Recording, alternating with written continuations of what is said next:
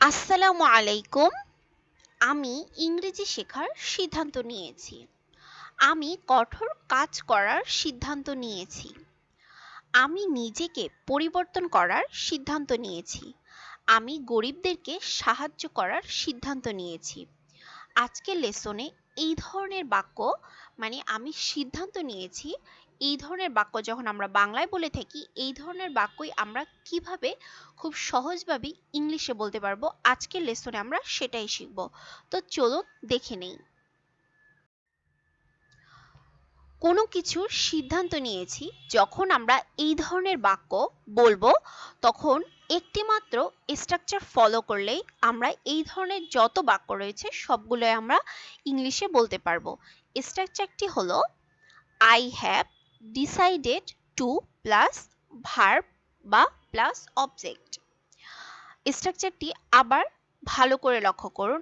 I have decided to plus verb. তো চলুন example দেখে নিই। আমি ইংরেজি শেখার সিদ্ধান্ত নিয়েছি।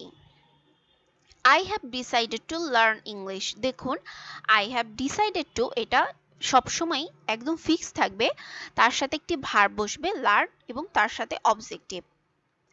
আমি নিজেকে পরিবর্তন করার সিদ্ধান্ত নিয়েছি। I have decided to change myself.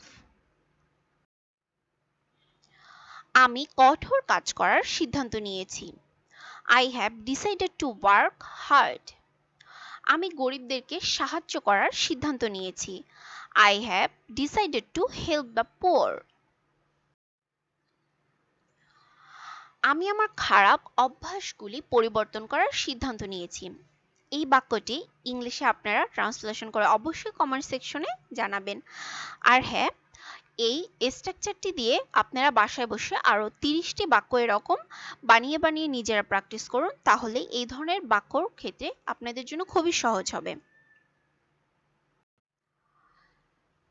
ভিডিওটি শেষ পর্যন্ত দেখার জন্য অসংখ্য ধন্যবাদ। যদি ভালো লেগে থাকে তাহলে অবশ্যই লাইক করবেন, শেয়ার করবেন, কমেন্ট করবেন, আর যারা নতুন তারা অবশ্যই আমার চ্যানেলটি সাবস্ক্রাইব করবেন। আসসালামু আলাইকুম।